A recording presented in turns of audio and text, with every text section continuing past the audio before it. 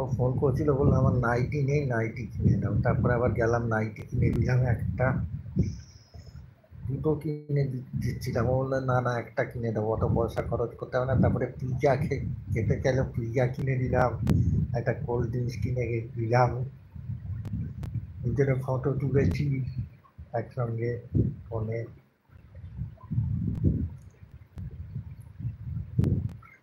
না দিয়ে মনটা মনু ভালো আছে গো।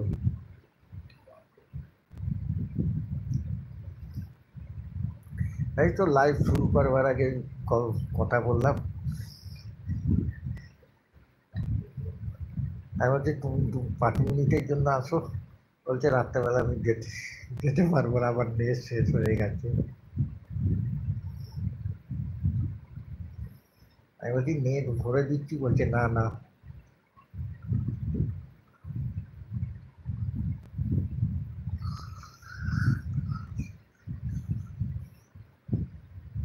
অনু পুজোর পর তৈরি থাকবে, ঠিক আছে?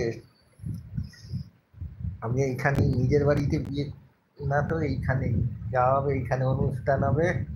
মা তো অবস্থা নিয়ে আসতেও পারবে না, আর মাকে আনাও সম্ভবপর নয়, ঠিক আছে? তুমি আসবে, সব নিয়ম কানুন গুলো তুমি সব হাতে ধরে শিখিয়ে দেবে। আর যদি বলো দাদা ভাই যেতে পারবো না, আমি কিন্তু কোনো কথা শুনবো না। তখন বলে ছেলে পরীক্ষা, আমার শরীর খারাপ, কোনো কথা শুনবো না।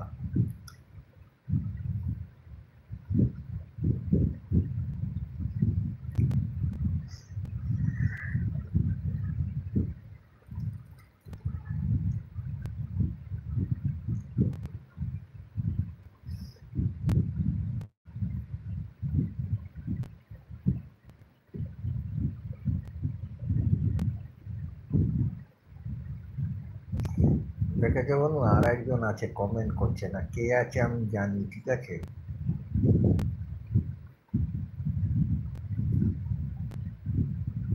সেদিন আমি রাত্রেবেলা, এর আগের দিন কাঁদছিলাম না, সেদিন সেই আছে।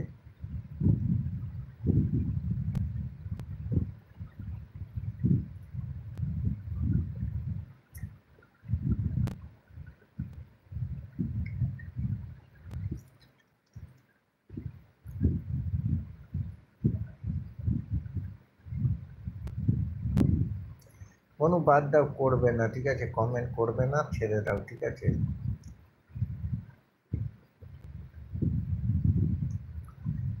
আমার টাইম শোধ করতে এসেছে, আমি তো ওনার লাইভে গিয়ে বলে এসেছিলাম, তোমার ক্ষমতা আছে, তোমাকে জাস্ট টাইম দিয়েছি শোধ করবার, তোমাকে আমি শোধ করতে হবে না, ঠিক আছে? ওর ক্ষমতা নেই আমার টাইম শোধ করবার, ঠিক আছে? ওর যদি 1 ঘন্টা করেও দেয়, ও আমাকে সময় দেয়, শোধ করতে পারবে না, ঠিক আছে?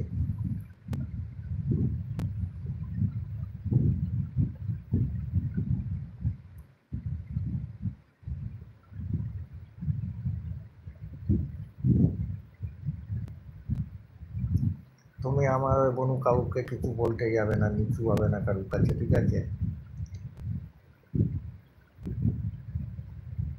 কিচ্ছু বলতে হবে না, খালি দেখে যাও, ঠিক আছে?